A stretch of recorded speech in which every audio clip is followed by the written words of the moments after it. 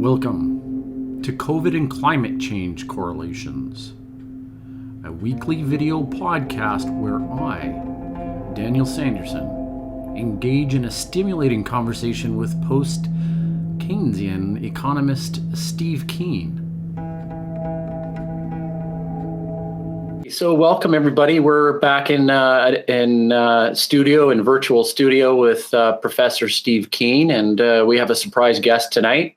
Surprise to Steve, but we've got Scott Heftler here. Scott is a Ph.D. philosopher from the University of Texas, and a friend and a colleague. And so I'm very happy to have him in studio along with Steve. A couple of the things that we're going to be talking about today or this evening are particularly the IPCC report. And Steve, have you had a chance to gloss over the report? Yeah, I mean, I've read the policymakers summary for policymakers, and it's basically material that I've been reading the original papers on for the last 3 years. So. A fairly comprehensive summary of largely the temperature-related and precipitation-related effects of climate change. Not a lot on biodiversity in the summary for policymakers, but fundamentally material I've been reading. It's a vacuum cleaner, the IPCC, and then it filters it, and what gets filtered out is stuff that every government agrees to. So if you've been reading the original papers, as I have, this is a fairly mild statement of what can be expected. Yeah, that's actually a great lead in here. 195 countries that have all signed up as member countries, and there's a good consensus in this. I know in the the climate change denial conversations that I particularly trying to avoid and have for quite a while. It's interesting to point out that even the countries that have a lot of I guess incentive to continue with a status quo, business as usual mentality. They're member states, and first they've got to sign off on it. And it's more. I don't even blame the countries on this front. It's just the fact that you have to get stuff which every scientist agrees to. And of course, that's necessarily going to give you the lowest possible range in terms of expected temperature effect and so on. But they try to do it by summarizing whether it's high agreement or low agreement. And what's had tended to happen over time is because the data continues confirming the results of the impact of retaining CO2 on global temperature and the effect on precipitation as well. Then they've been getting stronger. They've been going from likely to highly likely to almost certain, et cetera, et cetera. And that's, if anything, that's the real change between this summary document and the one from 2014. Some of the emphases are just more emphatic. Yeah, stronger language, definitely got that. So I want to bring Scott into the conversation here, and this drill down of consensus or the concept of consensus is a low common denominator, and how much of it gets watered down, and this is the danger. We don't want it to be watered down. I think Scott's field is very, very much used to, I say, getting consensus among philosophers is like herding cats. So do you want to comment on that, Scott, at all about your field, and then also anything that you want to add about the report? Oh, I have no idea what's going on with the report. I'm just here to learn from you guys, and I'm reviewing this Keen's great discovery that the use value of the machinery in the production process overturns the law of the tendency of the rate of profit to fall. That seems, but that's not today's topic. So you guys carry on with that. That is a different topic indeed. Yeah, yeah. Marxist philosophy and economics. Yeah, well, happy to come back to that some other day. But I think if Dan wants to keep this on the IPCC, we'll have to use like what Marx wrote in 1857 to some other day. Good. Yeah, for sure. Yeah. So okay. So keeping on the topic of IPCC, I'd like to spend a little bit of time here comparing some countries, and I made a few notes kind of coming into this episode. I wanted to compare Australia with Canada, for example. Okay, so we're looking at two countries that 20 million approximately versus 30 million in terms of population. In a list of countries by oil consumption, we have Canada as number 8 and Australia as number 20. Oddly enough, and this was the interesting thing about Australia, they had the highest median wealth at $191,000 US. What was another stat that I looked at here? $28,900 in terms of purchase power parity. You're aware of that. Is the PPP is? I think it's a variation. Is it used in economics as a variation to GDP? Yeah, purchasing price parity. What it just means is you try to adjust for changes in the value of the currency relative to the American dollar. And what you get, of course, is a lot of volatility in the PPP measures, because your economy can remain at the same scale and your currency can fall 20%. So your purchasing price parity falls by the currency change. So I tend to ignore PPP calculation. I find them, it's just what it's giving you is the volatility of international exchange rates. Oh, okay. Now, isn't there also something impregnated in the purchasing power that still is coupled directly to a GDP consumption production? Oh, yeah. It's just an exchange rate revision of GDP measure. That's all it is. Oh, okay. Okay. Yeah. Interesting. Okay. Okay. So moving along, there's several countries here. This is just a Wikipedia graph that I'm not showing it, but it's some data that I looked up, and it was oil by country, and there's a ranking with Venezuela at the top. Now, I had to do a little bit of, some assumptions in terms of how they calculated the oil by country, because there's several factors in terms of reserves, productions per day, or production of barrels per day, consumption, exports, and imports, right? Yeah. Mm-hmm. Now, off the top of your head, is there a quick way to figure out who's on top with that? Is it simply the overall thing is who can produce oil the most cheaply? Okay, whose oil resources are the cheapest to exploit in energy terms? That's always going to be Saudi Arabia. Okay, I'm not particularly interested. The oil, when people once said the Stone Age didn't end for the lack of stones, and the oil age won't end for lack of oil, it's how expensive it is to get it out of the ground, and whether you have alternative means of applying energy. That oil used to be the vehicle for that energy, and from what I can tell, we'll be shutting down oil consumption a long time before we start hitting the physical limits of getting the oil out of the ground. Okay, well then that's good news then, I guess, if we're going to be shutting. No, because we're forced to by climatic changes. We've got to stop doing this. That's more what I expect to happen than suddenly finding we run out of the physical capacity to get the oil out of the ground. Yeah, and like the Saudis can still, when the oil price is above $12 a barrel, the Saudis can still get oil out of their major oil field and cost less than 12 to do it. Whether the energy input versus energy output, you're putting in less energy than you're getting out, so you're still getting a positive energy return. But the danger is, I'd actually rather get Simon Michaud on this front at some point, because he's done this work in detail. This is an Australian mining engineer now working in Finland and being given quite free rein to analyse the physical constraints by the Finnish government in a way he never got from Australia. In fact, he was hounded out of the country for talking about the unsustainability of Australia's minerals industry. So he knows his stuff, I think, far better than I do. So I'd rather have him for that conversation. What I'm actually interested in talking about is a set of papers which have come out just after the IPCC report by economists, saying what a great idea it would be to shut down the what's called AMOC. You know the acronym AMOC, Atlantic Meridional Overturning Circulation, and the tipping points. So economists having been criticised for not including tipping points in their models. They finally put out a paper that shows the impact of tipping points.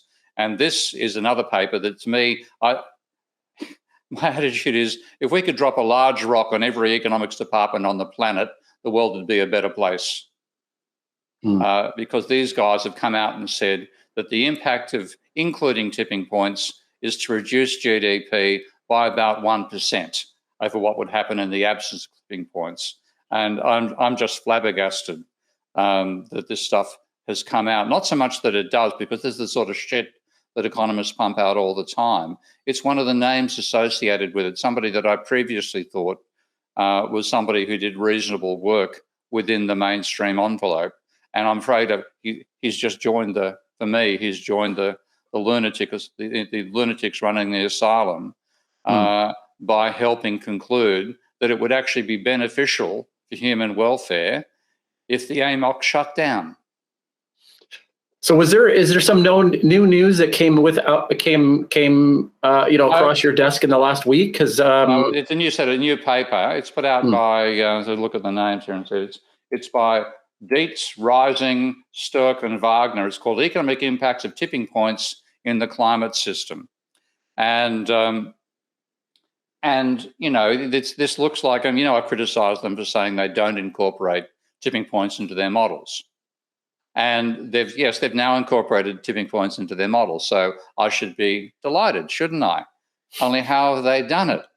And they've taken previous studies by economists and added in tipping point components to that. But how the whole idea of a tipping point is you suddenly have a sharply either discontinuous or sharp change in the trajectory of your climate. So you suddenly go from 3 degrees Celsius to 6, that sort of thing. Or you have a dramatic increase in the energy being retained by the biosphere from the sun.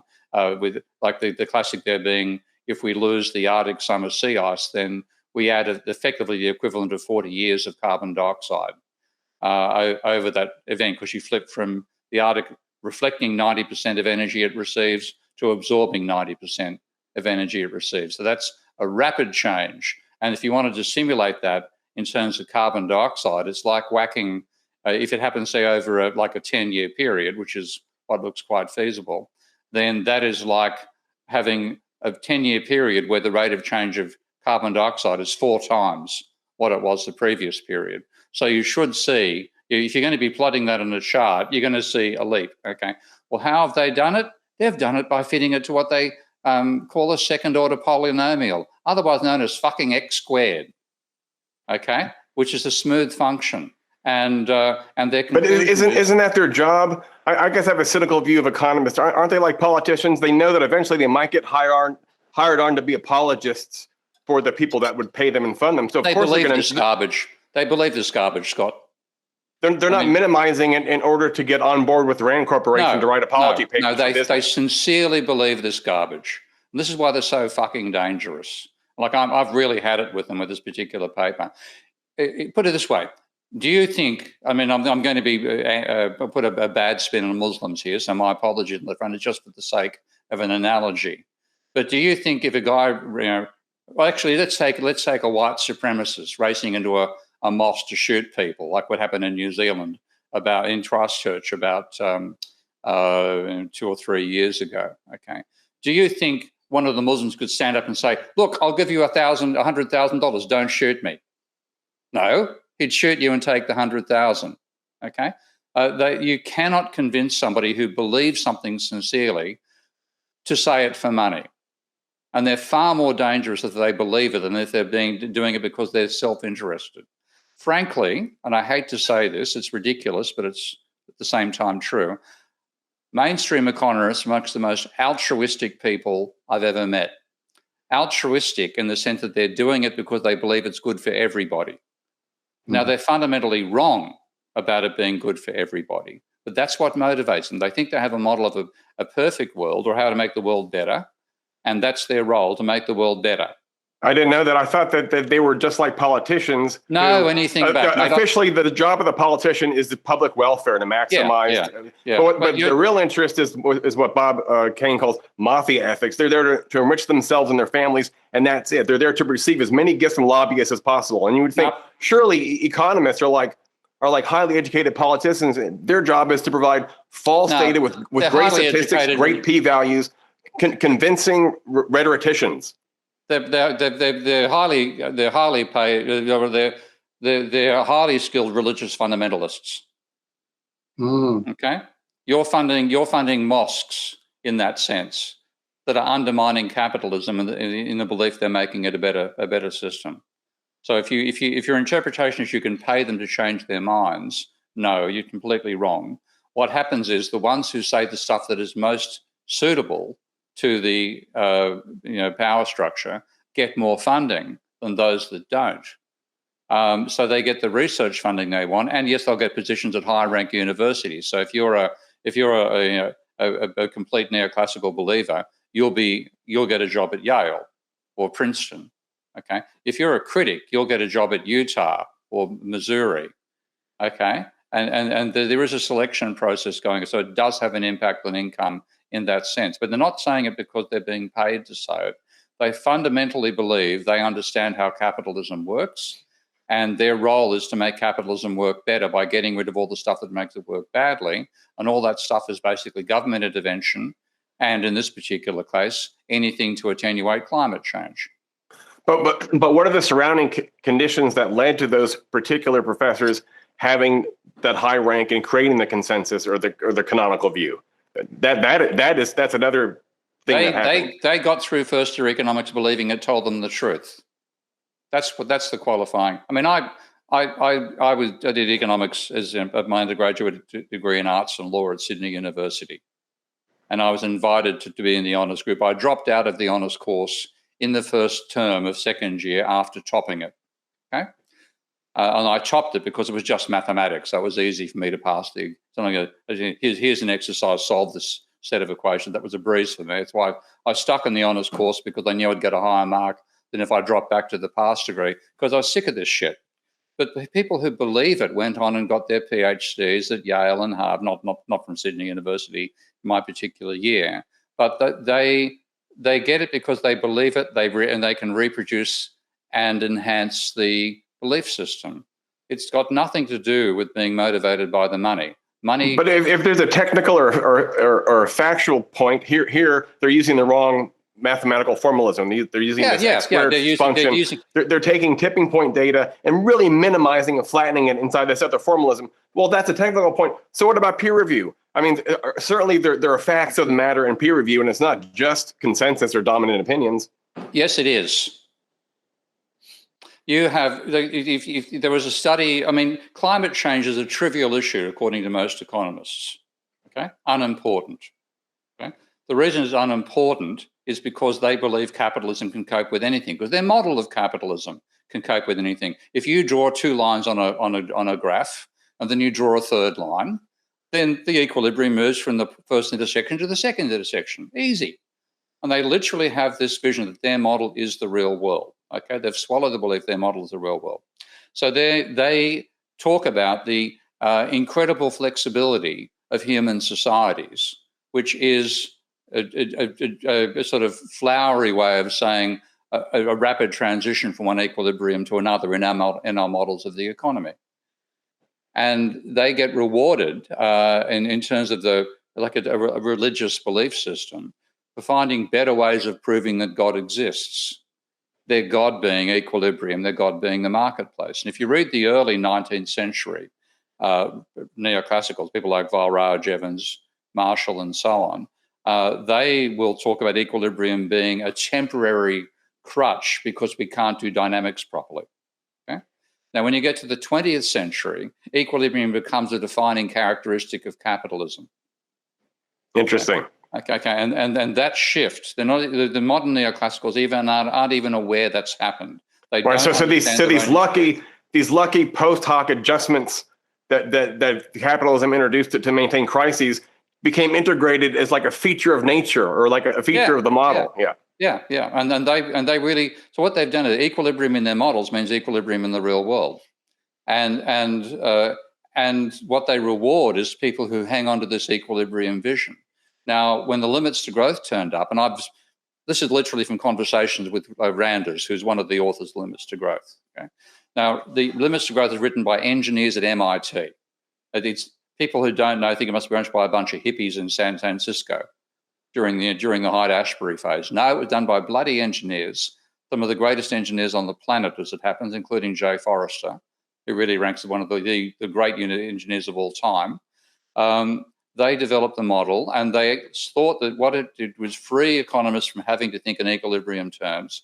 And Randers said they expected economists to adopt the technology and be very pleased that they'd finally been freed from thinking in equilibrium terms. Instead, the economists attacked them for breaking away from equilibrium and disparaged the technology using equilibrium methods, which are completely irrelevant in a dynamic model. If you see, William Nordhaus played the major role in doing that. He wrote a paper called, what's that particular first one called? Measurement Without Data, which is an absolute joke, because when you look at what Nordhaus himself did, he made his own bloody numbers up. This is what they've done. But it isn't that they're being paid to say this stuff. They genuinely believe it. It's in the same sense. I mean, I don't know what religion you are, but I know a lot of people who believe that a virgin gave birth to a bloke in the Middle East who ended up resurrecting and sitting at the right hand of God. Right. Okay? I'm saying they believe that, but not in a cynical, cheap way where they're self-conscious of it. I think that they've aligned their interests. They believe it totally. Well, they do because their livelihoods are enhanced. So you have to tell a lie well, you have to believe it sincerely. So just like religious people eventually graft themselves onto something that's originally alien and strange in order to gain what? Support, belonging, esteem, status. Oh yeah, that's definitely true. I mean, so these are strong, like pre-conscious motivators that would take what could have been a value-neutral, data-oriented social scientist to make him into an unconsciously aligned apologist, not a cynically aligned one. That's true. That's true. That I agree with. And that's like I'm having experienced this inside economics departments for the last, certainly 40 years of my life, and I've saw it 15 right from being an undergraduate student back in 1971. There is a real sense of community amongst these people. Okay? And me being one of the ones who says, you guys are lunatics, we have a heretic community as well. So there's an orthodox and a heretic community inside economics. And the orthodoxies, when they see us walk past, you can just see the snide remarks of, that lot's here again, And the reason I would get rolled out as somebody to take on people who were disputing that economics actually was a problem was because I'd done mathematics to a moderately high level. I did first year university mathematics when I was a critic in first year. And then I've done an honours degree in mathematics while doing my PhD later.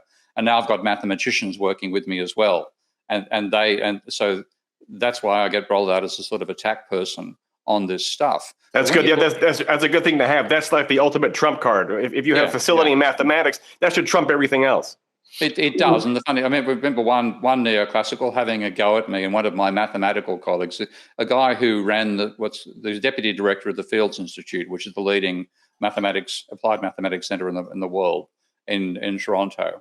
And this guy was having a go at my mathematics, and Matthias wrote back, mention one aspect in debunking economics where the maths is wrong. I didn't hear another word from that person because they were happy to go at me. But if a genuine mathematician whose Matthias's PhD was in quantum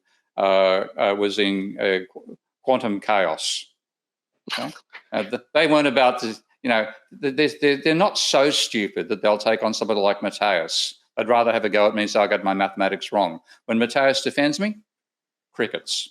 But there's a strong sense of community, and you're dead right about that. So it's a self-reinforcing community, and your status in that community comes out of whether you can push the envelope while not breaking it.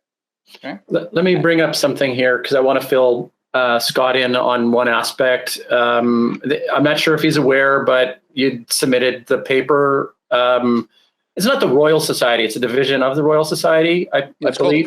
Proceeding to the Royal Society, Right. And part of the research that buttressed your argument had to do with a software called Minsky that you've been developing for a number of years. No. Minsky was. I've built a version of DICE in differential equations. That's what I've done. But the paper itself is just going through the economic literature and showing how utterly fallacious it is. But I mean, the question Scott's asking fundamentally is, why do they do this stuff? And the reason is because their model, if you want to go back to deep into the history, the classical school of economics preceded the neoclassical school.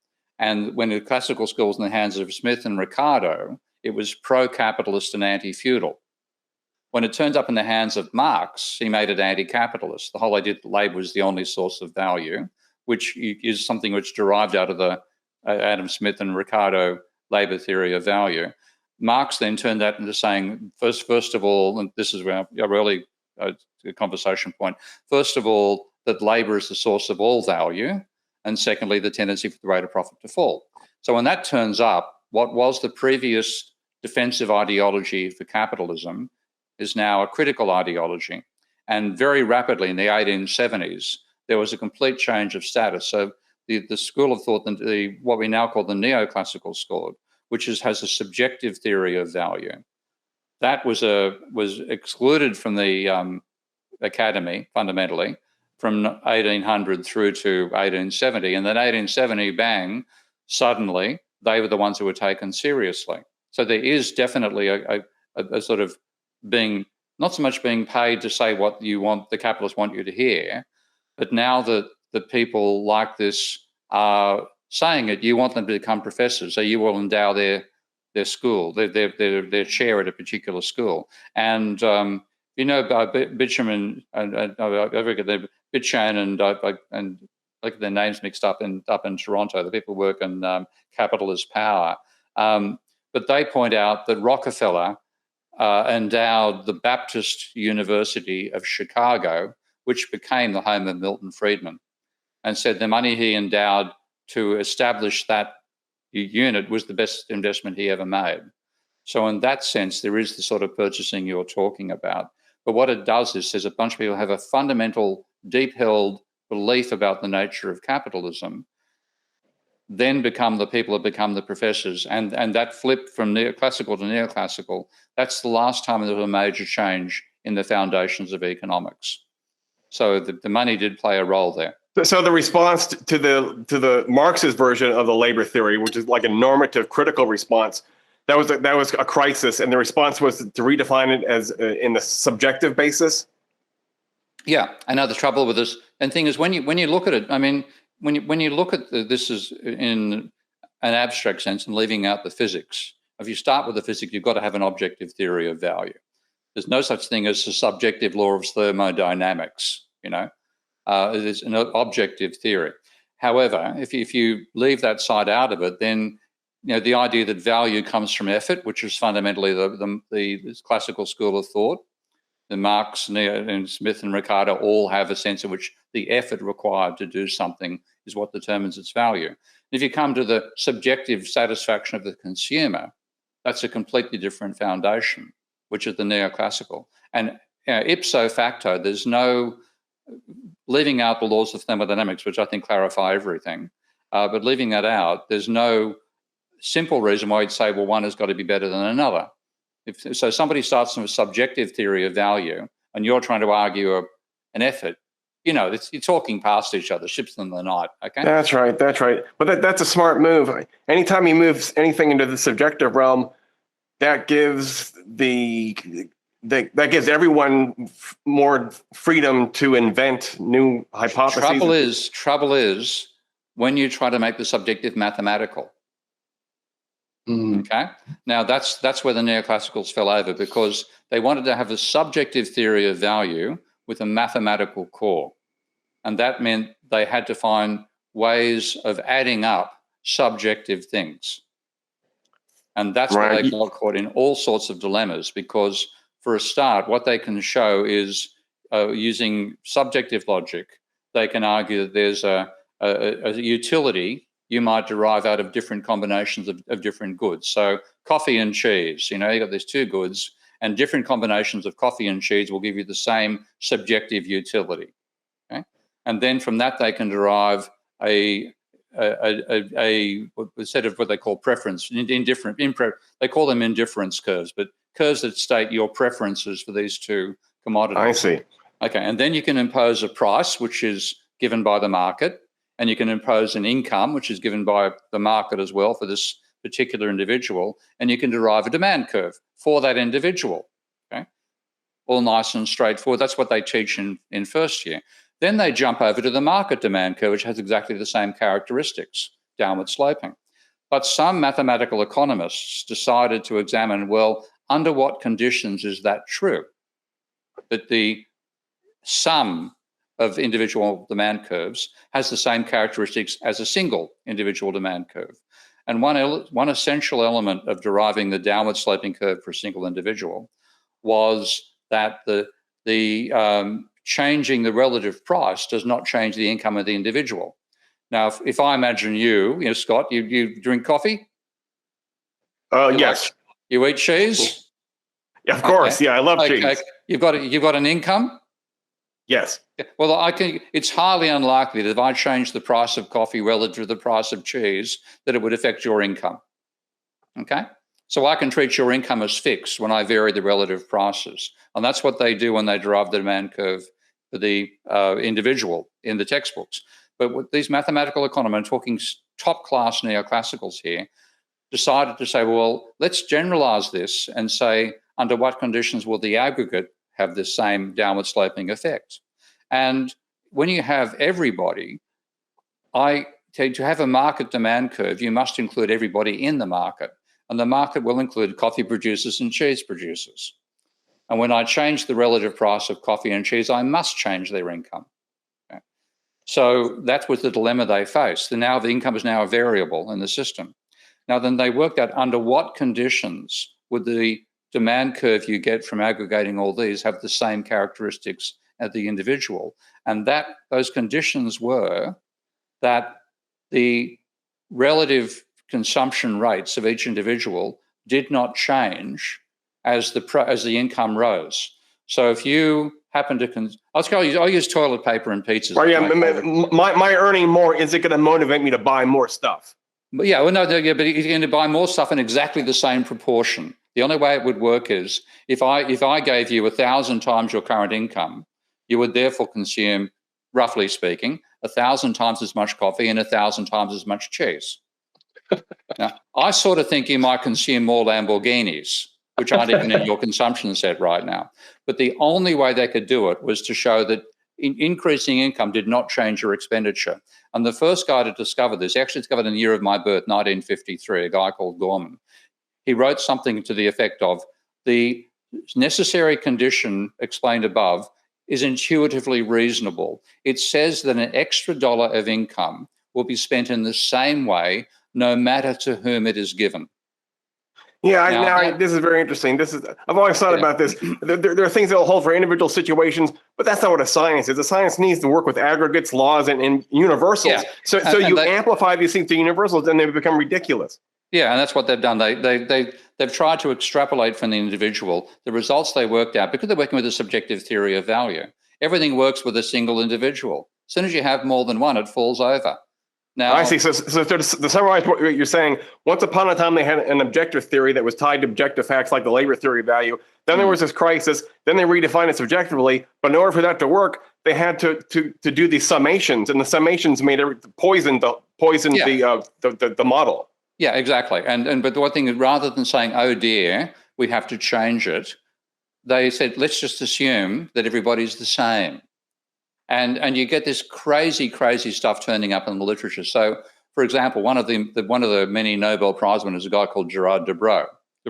He wrote a book called Theory of Value. Now, I recommend if you're actually physically at a university library, go and get a copy of Gerard Debreu's Theory of Value. out of the library and have a read. Forget about the math, just read over the mathematics because it's all in the text as well. At one point, he goes from a world in which you have certainty. Now, in certainty, what that means is you know, and this is a quote, the producer knows what combinations of goods will be necessary to produce some product in the distant future, though he may not know the technology involved. And you therefore sit down at one moment in time, and as a producer, you buy every input you're ever going to need for the infinite future, okay? And then he goes on, well, that's a world with certainty. Let's handle, obviously we know there's uncertainty. So he defines what he calls contingent commodities. And this goes from, you don't buy an umbrella. You buy an insurance contract that will deliver an umbrella on the 23rd of September in Toronto if it's raining. Okay, contingent commodities is what they call them. And he then says, and this is also pretty close to a quote, this develops a theory of uncertainty, free of any probability terms, and fundamentally, he says, I've got the exact wording, but it's something like free of probability concepts and formally identical to the theory of certainty worked out in the future chapters. I see. So he shifted the uncertainty from the whole situation to the particular fact of needing the umbrella. Now it's like he's disguised it behind the variable. Yeah, and then they do this all the time. He got a Nobel Prize for that fucking book. Okay, I reckon he should have been put in a padded cell for the writing the book. So what you get is it is not he's being paid to do this. He gets rewarded for it after the event. But what he's doing is maintaining the paradigm. And they maintain the paradigm by making assumptions that any sane person is going to say, this is crazy. If you say uncertainty is formally identical to certainty, then you haven't got uncertainty, okay? But they define it out of existence. So that's your real danger. And when people do that, ultimately, they can walk into something like climate change and treat it the same way. So what they've done with climate change is say, well, by definition, capitalism can cope with anything. Therefore, climate change can't be serious. So let's go and prove that. And what horrifies me about this particular paper is that I'll read a particular quote of tipping points reduce global consumption per capita by about 1% upon 3 degrees Celsius, which is 5 degrees Fahrenheit warming, and by about 1.4% upon 6 degrees Celsius warming, based on a second-order polynomial fit of the data. Okay. Now, first of all, they're using a smooth function for climate temperature, which is what sort of absurd stuff we'll end up doing.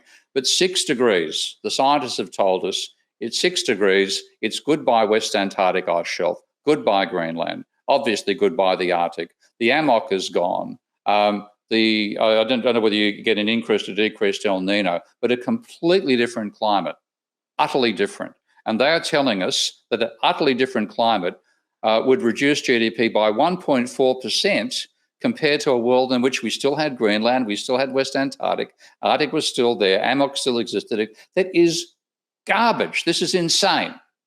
Okay, truly well, insane. It just goes to show you that our ideology can find its way into what you would think would be highly reviewed and tested, like the world of objectivity and model building. Like ideology can make its way into model building.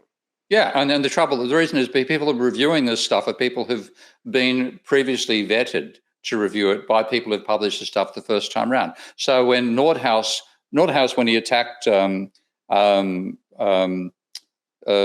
Forrester for the predecessor to the Limits to Growth, what's called the World Model book, I think you saw this is a nice little learner. Like I know some of my colleagues who are doing the academic game. They're trying to get higher and higher. I just wrote work that I was interested in. I wasn't trying to climb the hierarchy. That was an accidental side effect of my career.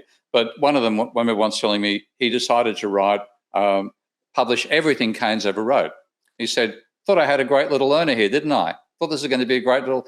The bastard wrote so much, you get overwhelmed by the process. Now, so that was my good mate's experience in deciding to write the complete works of Keynes. I think Nordhaus looked at it, oh, this is a niche I can specialize in, and I might, become famous, which he did. It worked very, very well. He ended up writing, he became the co-author of the textbook, Samuelson's textbook, which is, that defined economics back in 1946. So, and ended up getting a Nobel Prize for it. But he thought, oh, this is a nice way to publish lots of papers. Well, by 1991, he was virtually the only economist, well, not quite, but one of the very few doing it. And in his 1991 paper, he first attempted to quantify what the impact of climate change would be. Okay. But he said his hunch was that at 3 degrees would cause no more than a 2% fall in GDP. And his estimate was a 0.25% fall in GDP for a 3 degrees Celsius rise in temperature. And from then on, having got that stuff through referees himself, he would then be the go-to person for refereeing, and then somebody else gets it. Well, ultimately, in terms of how many papers have been published on this, it's a trivial issue for them. Stern and another guy went through doing a literature review and found that in the top 9 journals, I think, out of 77,000 papers over the last 50 years, I think 59 of them were on climate change. So there's only a tiny handful of people doing this, and you get this little cabal of self-reinforcing community where if you come out with the low estimate, that's cool, good on you, you know? You come out with a bad estimate, the door's That's right, that's right.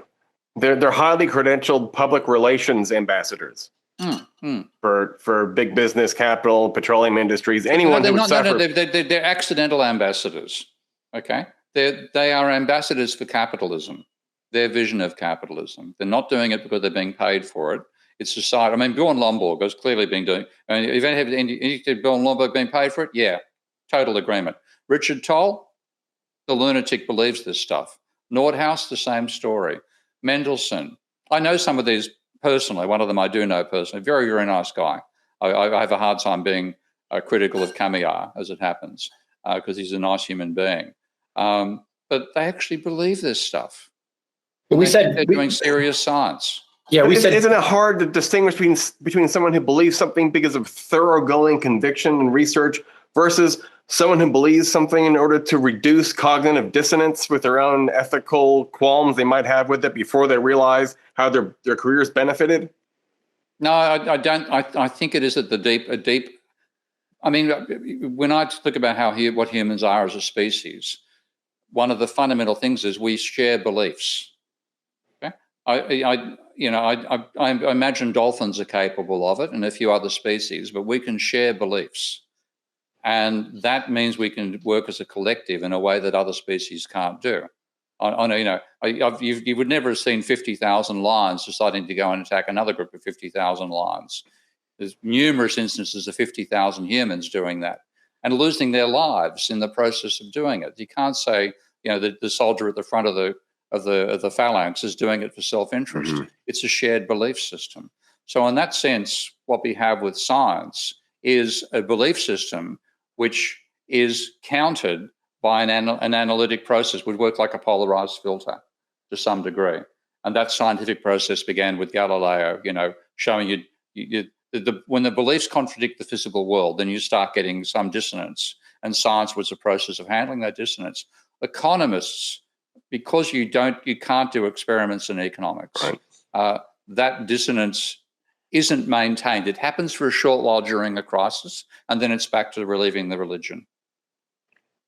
That's right, and the crisis is always overcome more or less, no matter how insane the cure is, like the debt system and the credit system in the U.S. Yeah, right. Yeah, No matter how insane. I mean, 50 years ago, if someone saw that the householder debt was 10 times the national debt, they would be the diagnosis would be the prognosis would be failure.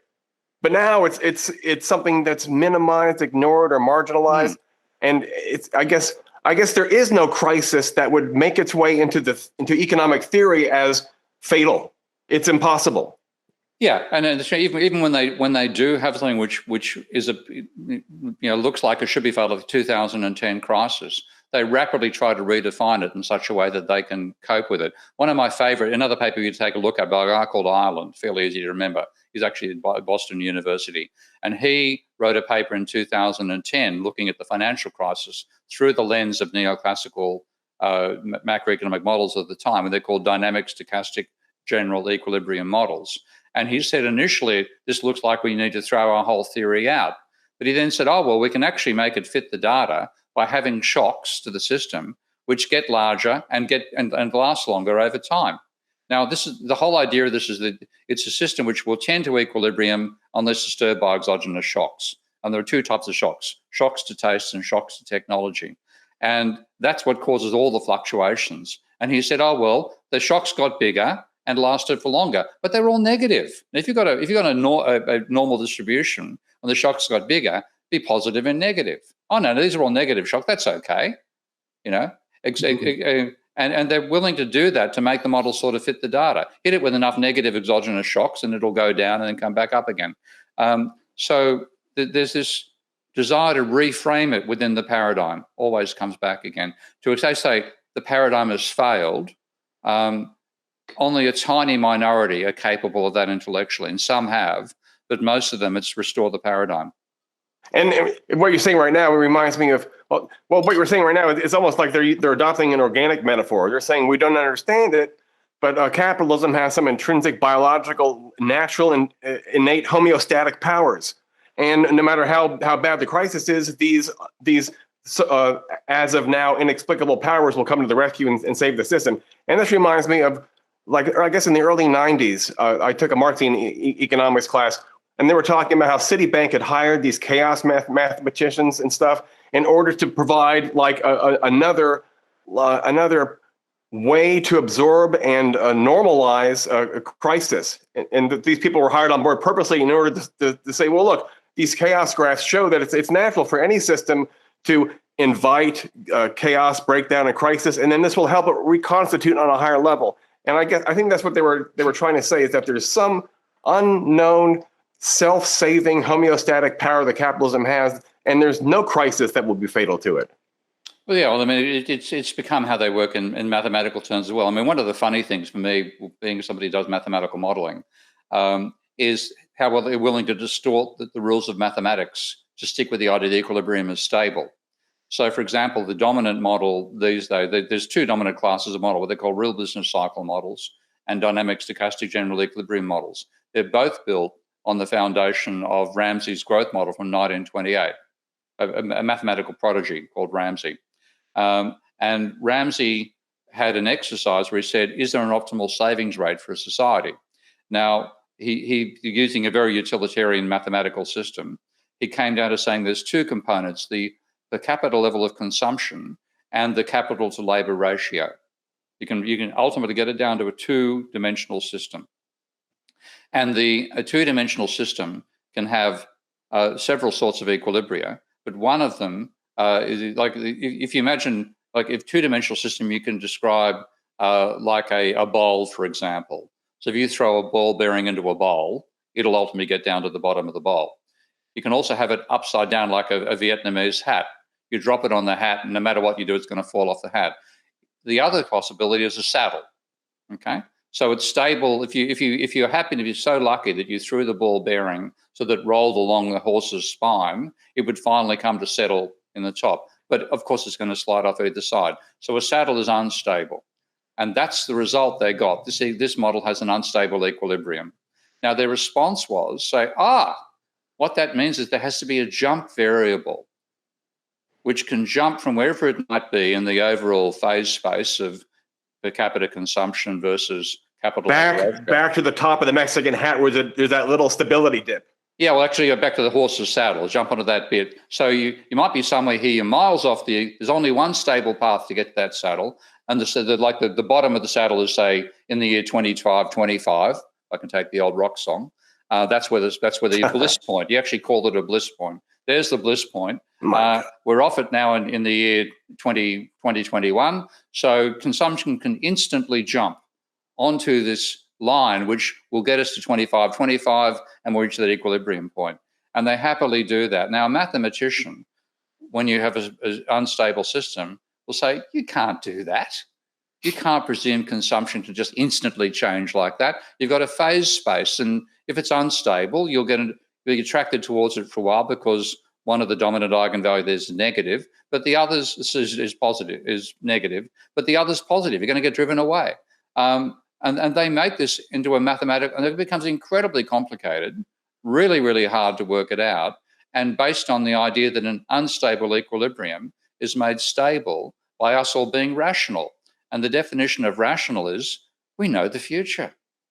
And also, well, what's making, I'm thinking maybe these economists are imagining that human beings are so plastic that what's required for the model to work can be indoctrinated through the right type of, the culture industry by producing desires, like marketing. With the power of marketing, you can artificially and on demand raise and increase savings rates, raise and increase consumption rates. No, marketing has no effect. Your preferences are endogenous to you.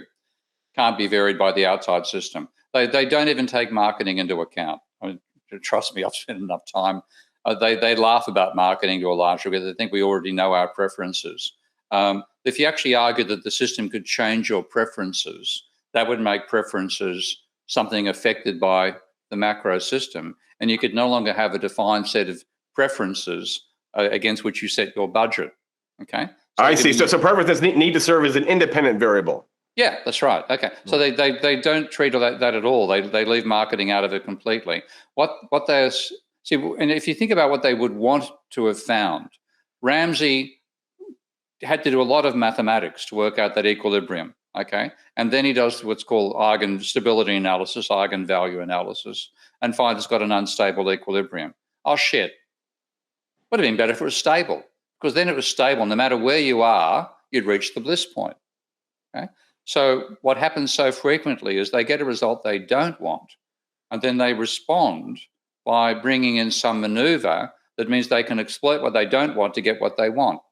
And what they wanted was the equilibrium is stable. Now, if you think about the market, the way the market's spoken about by Marx and Ricardo and even Walras and Jevons as well, it's something which takes unintelligent, uninformed people and produces a socially optimum outcome.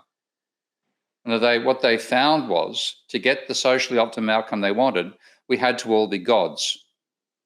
And my whole point is, if you have to be God for the market to work, who needs the market?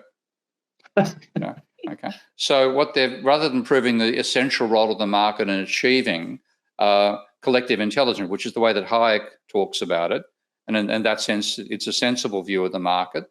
The market takes the incomplete knowledge of millions and millions of people and works out some sort of form of collective knowledge.